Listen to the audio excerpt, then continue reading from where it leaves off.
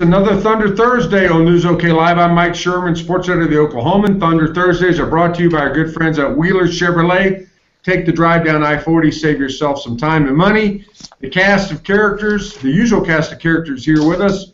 There's Anthony Slater, our beat writer, columnist Barry Trammell, beat writer Darnell Mayberry, and columnist Jenny Carlson. Guys, usual suspects. Usual suspects. Guys, let's talk about the Thunder being behind the 8 ball. I think it's pretty clear that we have a special section theme, if there is a playoff special section theme, and that is the Oklahoma City Thunder behind the 8 ball. So let's start there, and I'll ask you this.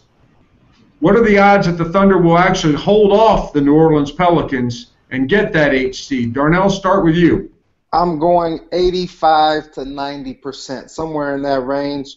I don't think that the Pelicans have what it takes to hold off the Thunder or catch the Thunder and then hold off the Thunder for that 8th spot. I still like the Thunder schedule down the stretch. Teams like Indiana, Minnesota, Sacramento are on the schedule in 3 of the last 4 games. So I think, given that and the experience of the Thunder, I think that's going to win out. So I put it at 85 to 90% that the Thunder will make the playoffs. Jenny, coming to you. Odds the Thunder will get that 8 seed. Well, when you first asked that, I was thinking about in the same range that Darnell said. But look at this, guys. The next 3 games, at Memphis, against Houston, against the Spurs. After what we saw last night, does anybody firmly believe the Thunder is the favorite in any of those games? I mean, they're going to be hard-pressed even with 2 home games against the Rockets and the Spurs. They may lose these next 3, and that leaves them with only 4 games to play. Now, what Darnell said is right. You get the Kings, you get the Pacers, you get the T-Wolves in 3 of those last 4. But I think we could be looking at those last 4 being the deciders. I still think that they do get in, but, boy, last night, that was no April Fool's. That was just ugly. Anthony, I don't know if Darnell meant this way, but he sort of said the Pelicans hold off the Thunder. It seems like these 2 ships could pass each other in the next couple games, especially the lineup that Jenny said. What do you got as the odds the Thunder either holds on or passes them or whatever, just gets the 8th seed? What's your odds? I wouldn't go as high as Darnell went, but I'd keep it pretty high. I have the Pelicans schedule in front of me. Their last 7 games: Blazers, Warriors, Grizzlies, Suns, Rockets, Timberwolves, Spurs. That's their last 7 games. So they got a harder schedule than the Thunder do, and I think the Thunder have a cushion right now, and I think should be the favorites. I'd 75% maybe. All right, Barry, you get the last word on this one. Oh, I think the Thunder probably gets in. They got a lot to play for. A 4-day trip to the Bay Area. So they're playing for us on that one. That's their carrot on a stick, and they might want to go back in the summer, but they'd have to pay for it then. So I'll think they'll probably get in, but this season's going to end early. Will they get 2 trips to Golden State is the question. I don't think there's any No, way. I don't think so. Yeah. Well, that was you took my next question, Anthony. You're a Golden Stater. You're a Northern Californian. What's the chances that you will make a return trip home if this indeed is the Thunder's plight of the 8th seed? I think there's an okay shot because, Serge Ibaka, we saw him today shooting stationary shots, shooting Dirk one-legged fadeaways. There's a chance he could be back early in that series. They've been very good at home. I mean, I know they lost last night. I could see it going 5, but I don't really see it going beyond 5. But I could see them getting a game 3 or a game 4 at home and sending it back to Golden State for maybe the capper. Darnell, was Serge shooting one-legged Dirk Nowitzki shots because he only has one good leg? And what's the chances of the Thunder even sending it back to California? Yeah, it was a jump shot out of necessity. He was not putting pressure on the right leg. Even the little running hook he was doing, he was going off his left leg only. So he's still he's still not really putting pressure on that right leg, and I think he's still a ways away. He worked up to it, and he did a little small 2-legged, jumping, and it was just the most I've seen. But that was Darnell after you left the room. Oh, okay.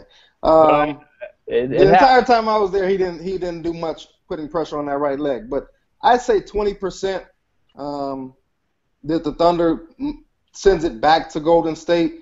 Of course, that would mean they'd have to win either Game 3 or Game 4. You never know if the Thunder keeps it close in one of those games and is able to pull it out in the end, ride this superb crowd that they got down at Chesapeake Energy Arena to victory in one of those games. But the way the defense is playing, I just don't see any way that happens. Even if Serge comes back, he's going to be in a mismatch guarding a guy like Draymond Green or someone out on the perimeter. So I don't think he's going to be a big impact as people think he might be in that series just because they're going to suck him away from the basket. So I'd say 20%. And really that's just because of the terrific fans that Thunder has here in Oklahoma City. Barry, is it a chance that this series, a Thunder Golden State Warriors series, would look like what Wilt put on in Hershey, Pennsylvania back in the early 60s? I mean, are we talking about some old NBA type scoring going on here? No, I doubt it. I think last night was sort of an extreme case, and when the playoffs, the points tend to bunch up and condense when the playoffs start. And the Warriors, they play big-time defense. They're not going to let the Thunder get into the 130s or 120s, I don't think, or 110s. So I think you'll see sort of a normal type score. I just don't think the Thunder can keep up because they'll, as good as they've been playing on offense, they're not a great offensive team without Durant. So they're going to go down. And here's the problem: even if they keep it close, what we've seen from Thunder teams in the past is they do a pretty good job in the last minute of pulling out tight games. This team has not. This team has not been good in close games. So they're going to have to, the odds are they're going to have to beat the Warriors in 46 minutes, which is hard enough. They're not going to get those extra two. If you give them those extra two, the Warriors have the advantage. So I don't like their chances at all. Jenny, are we good to go with this behind the eight ball theme? Yeah, I think so. I mean, I'm even though I think that there's going to be some anxious moments in the next few weeks, I do think that the Thunder gets in, and it's pretty clear that they are going to be behind the eight ball. We were talking about this theme a few weeks ago, and I think we didn't we look it up, and there have only been 3 teams in the 8-team playoff format that have been 8 seeds to win the first round. So it doesn't happen very often. And, in lots of cases, those 8 seeds were teams that, had lost somebody or several somebodies to injury, got them back, couldn't quite make a push to anything higher, but once they got to the playoffs, they were in great shape. And obviously, we just don't know where the Thunder's going to be come playoff times with the injury situation. We know Kevin Durant's not coming back, but, will they have Serge Ibaka? Will they have Nick Collison? Will they have Andre Robertson? I mean, all these guys that would really be playing meaningful roles in a series, you just don't know where they're going to be. I just think they're going to be really hard pressed to definitely to win the series. But yeah, I don't know. I mean, any more than one game? Anybody see this series going 6? I don't think so. Guys, in some ways, the most compelling questions for Oklahoma City Thunder the last 3 years have involved or been something like this. Who do they miss more, this guy or this guy? Last year it was Westbrook, or who they miss more, Westbrook or Durant. Barry posed a different question today on his blog. I'll let him introduce it and then say, let's talk about which of these 2 players they miss more. Barry, what'd you write? Well, I said the way they're currently constructed and the way they're currently playing, they're actually missing Serge Ibaka more than they're missing Kevin Durant, because their defense is so abysmal that they need an Ibaka just to stabilize this thing. Scoring has not been a problem. They've been scoring at a very good, efficient rate. So the way Westbrook's been playing, and Morrow and Waiters and Cantor, I mean, they've got more firepower than ever before, even without Durant. And yet they can't win, giving up way too many points. They need Serge's defense, I think, more than they need Durant's offense.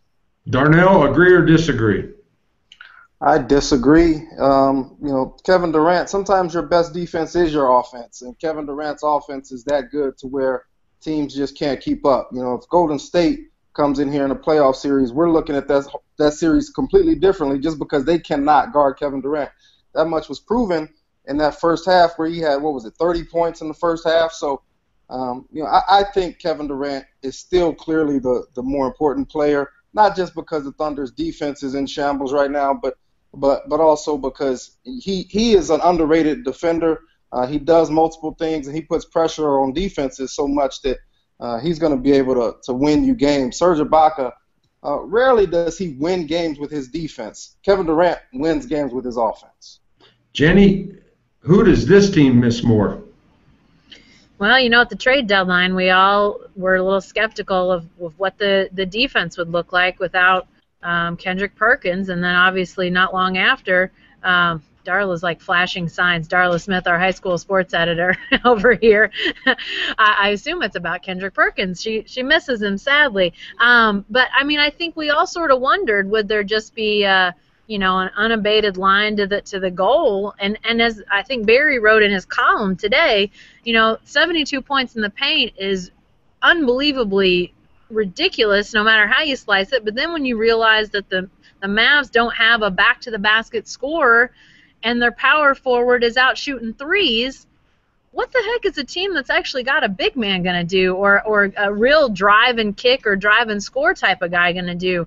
And they have had good defensive moments from time to time, but clearly defensive guys are missing. I think they may miss Serge Ibaka more right now. That's unbelievable to say, but they're getting scoring from guys. 3 guys over 30 last night.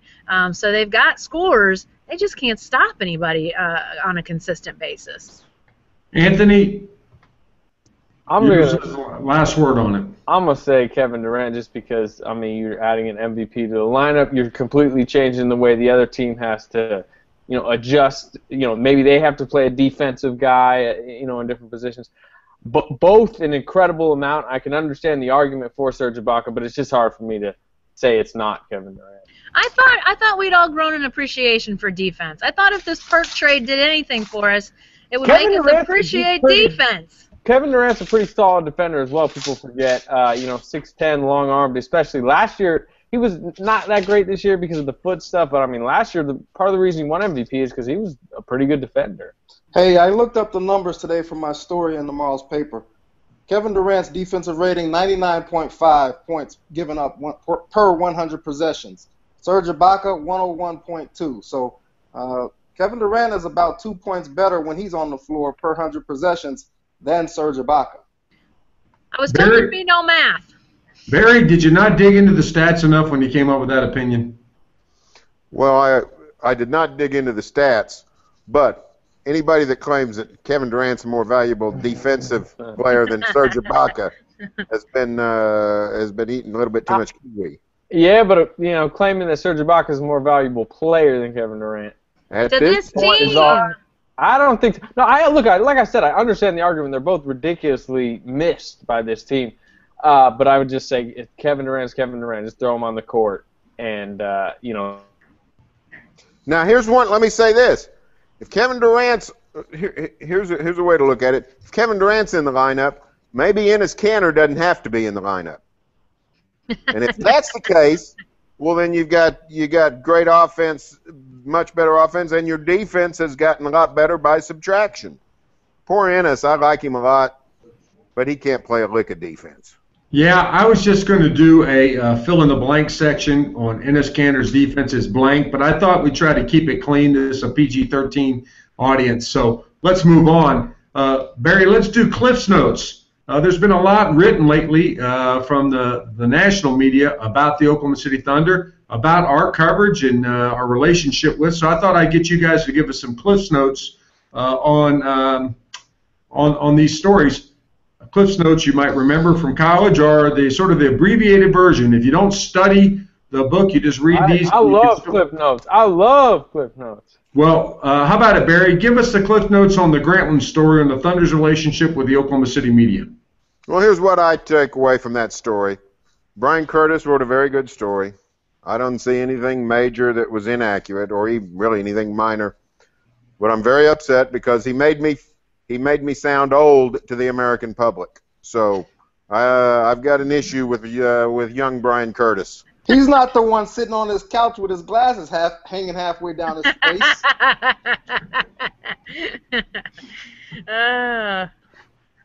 Wait, there was a retort that I didn't hear. What'd you say, Barry? I didn't say anything. He was about to He double clutched. He double clutched.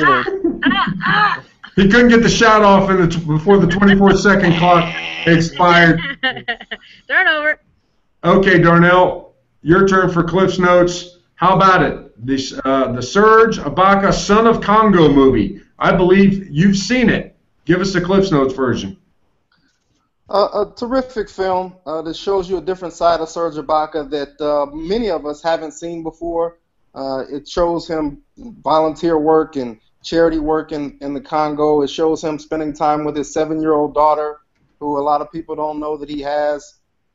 It shows him spending time with his family and all the responsibilities that he has going back to the Democratic Republic of Congo, and really being the provider for so many people in his extended family, everyone asking him for money. And he's like a rock star over there. I mean, you think he's famous and a celebrity over here. When he goes back there, he's just mobbed, and he's got so many demands on his time and so much responsibility. It's just really a well-done film that gives you a different glimpse into Serge Ibaka, who he is, where he came from, and how he has become the man that he is today. I recommend it for anyone who has the time to take a look at it. It's really a well-done film. And you can watch that, I still think, at Grantland.com. Is that right, Darnell? That's correct. It's coming out soon on ESPN. It's going to be on ESPN, I think April 19th, something like that. Hey guys, I saw a little snippet of that the other day, and I didn't catch it all because I was in a media room, but it sounded like Serge was talking a little bit about when the Civil War broke out and how his family was affected. That's not really something I've heard. Bit. Okay, I've not really heard him talk about that much. A little bit. It doesn't dive too deeply into that, but at one point he talks about that time period. Anthony, give us your Cliff Notes version of the Sports Illustrated story by Lee Jenkins on Russell Westbrook.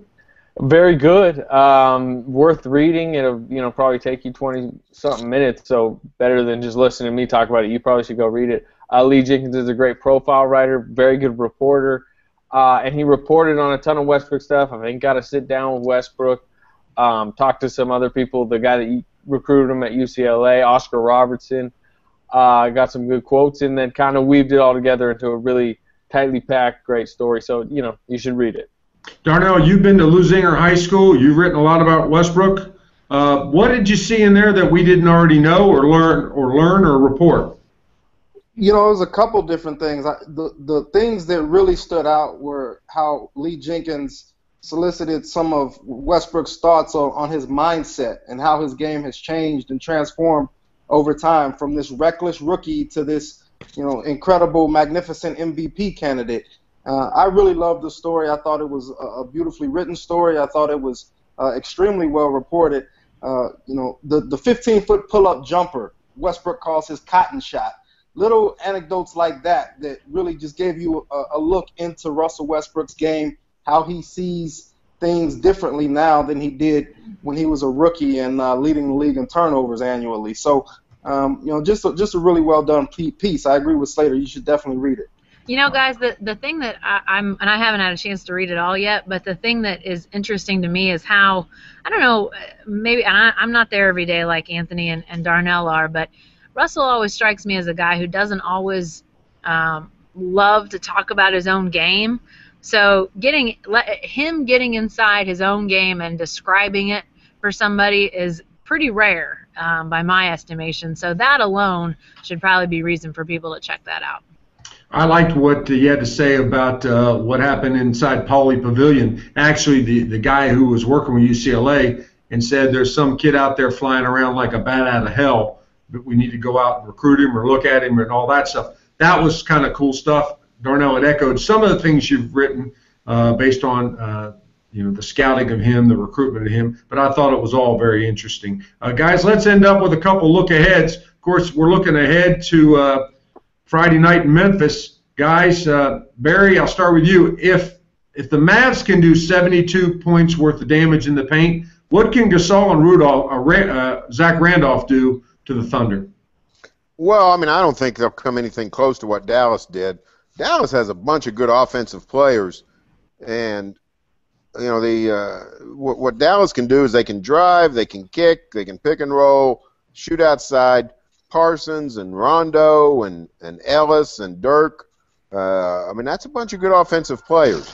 So I think they're far advanced from Memphis. Thunder's problem at Memphis is they're going to get guarded so well, they're not going to get 135 or 125 or 115, and they're going to have to win this game 101-98 or something, and they're probably not going to be able to. Another issue at Memphis tomorrow, Steven Adams sprained his ankle late last night, didn't practice today.